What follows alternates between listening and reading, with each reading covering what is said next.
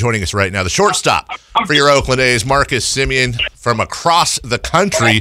Marcus, it's Dave, it's Kyle, it's Jay. Thank you for joining us on a game day this early. How are you?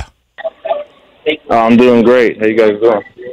Doing good. I got to ask you, I was watching the game last night or yesterday. Did you, the announcer certainly did, do you guys pay attention and hear the thunder going on when you're in there, or do you just kind of block it out, or are you too locked in? No, we heard it. It was, I think the second one I heard was mid-pitch. Fires actually struck someone out right when it went off, and I thought that was a great distraction to get. I think it was Adames, so we'll take that. That's good timing by the veteran Mike Fires, knowing to pitch when he can. When thunder's coming, just pipe one down. Well, he's from Florida, so I think he knew a little bit more than we knew. You've been on fire, and congratulations, AL Player of the Week, and really congratulations. I don't want to sound ass kissy here, but seriously, congratulations on the career, dude. You bust your rear end. You work so hard. You've made such an amazing career for yourself. You work so hard on defense, and obviously your bat has always been there and then some. When I'm watching you, and you had yourself quite a few days recently. How does that feel, man? Does the ball just seem like it's 2 feet across? Or is your vision changed? How do you feel so locked in? Yeah, I think it's just little adjustments you can make to catch up to the fastball. I think that's the most important thing because everybody throws so hard with good spin rate to create pop-ups and swing and misses. So once you can do something to catch up to that pitch, it opens some things up for you. Marcus Semien joining us. The game I specifically remember was a few back. It was in Texas. You were 4 for 5 with 2 jacks. And do you ever get done with a game like that and you're in the shower, you're on your way back to the hotel, and you go, why can't I do this every day? That was really easy. Yeah, it's funny how that works. Some days you just everything's working for you. That's kind of how that day went. Like I said, that day we knew we were going to get a lot of fastballs from Lance Lynn. That's what he's always done. So we just wanted to make sure we were ready for that. And the last at bat I was very pleased with. Haven't had much success off of Jose Leclerc, and it's really good to catch up to 98 and be able to go ahead with the home run there. I don't even think I would stand in the box for 98. No, that's a terrifying thought. Marcus, you guys have had kind of a strange road trip. You got into Texas really late. You had the doubleheader there, and then you had some plane troubles trying to get into Tampa, but still you find yourselves with a chance to split that series here and finish up a good road trip. Does that kind of stuff distract you guys at all? Like when you have plane troubles and you're getting in late, like how long does it take to kind of recover from that? Yeah, I think when we left from Anaheim to go to Texas, that was actually a little bit worse because we got in at around 6 in the morning to Texas, and then we had that night game that night, and we knew we had a doubleheader the next day, and then a day game after that, all in the 95-degree weather. So once we came here, it was a little easier. We knew we had to wait around in the clubhouse a little longer, but Mickey, our travel secretary, did a good job of just getting things together as best as he could. And once we got here, we knew we had a couple night games and with the dome, so we felt okay. Speaking of Mickey, I saw the picture of the card with the ladder hanging out and the tail all goofed up that you guys got him, or that was put together for his birthday, and that's one of the things I truly love about you guys and have always really loved about the A's over the years is you guys could be 50-20, or you could be 20-50, and it always seems like the locker room, no matter what the adversity is, it always seems like the locker room is just cutting it up and having fun and always having good chemistry. Yeah, I think that's important. And we've got a good group and guys who want to have fun. And I think that's the most important thing. We always keep it loose and spend a lot of time together off the field. Our clubhouse in Oakland is different than most clubhouses. It's a little smaller, and it forces us to spend more time together and get to know each other that much more. So I think that has something to do with it too. Marcus, something I wanted to ask you about that kind of ties in a little bit to that is your fellow middle infielder, Jurickson Profar. You had some defensive struggles early in the year. You worked your ass off, and now you're one of the best defensive shortstops in the league. Is there anything that you're helping him out with as he kind of struggles defensively early on this year?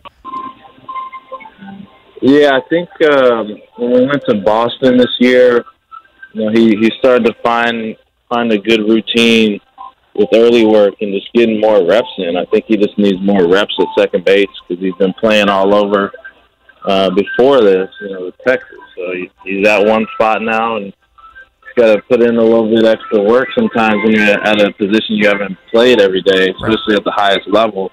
And we're all supportive. He was struggling a little bit, but he's turning those double plays now and he's helping us win games. And I also want to follow up on what Kyle said too. Speaking of, we go back to when you were much younger. You're still young, but the early part of your career, you had, you've often said Ron Washington was invaluable to you in working with you. And I imagine with Jurickson, you hope he has that type of influence where it can turn around, same as you, like Kyle said, one of the better defenders in the league. Yeah, I think that between Matt Williams and Al Padrique, Matt Chapman, myself, Matt Olson, Chad Pindler, we all have conversations on what we need to do to get better and what things work for us. For Matty Williams and what worked for him when he played.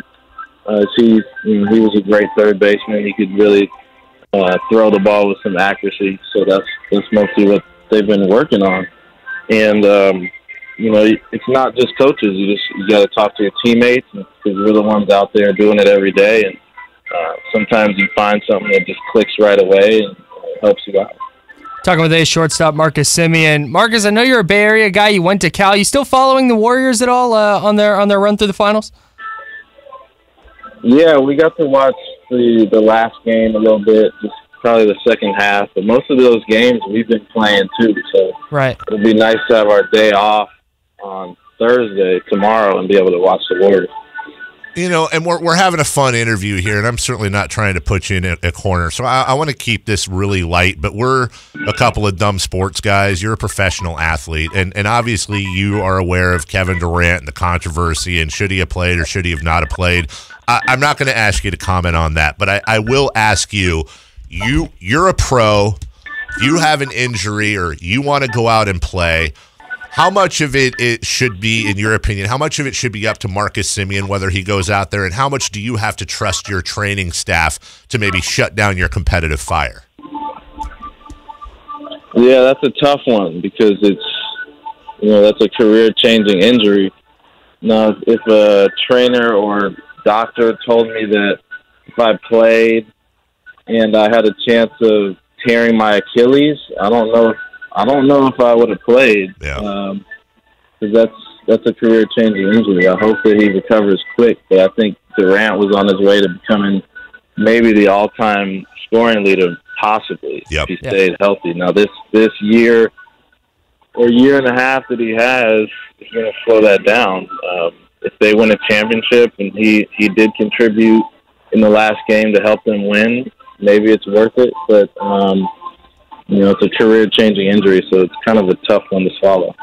And, I'll follow up. Speaking of the bigger picture here, you being a Bay Area guy, you playing for the A's, and who knows? I certainly hope you're still playing for the A's when they, knock on wood, get that new ballpark.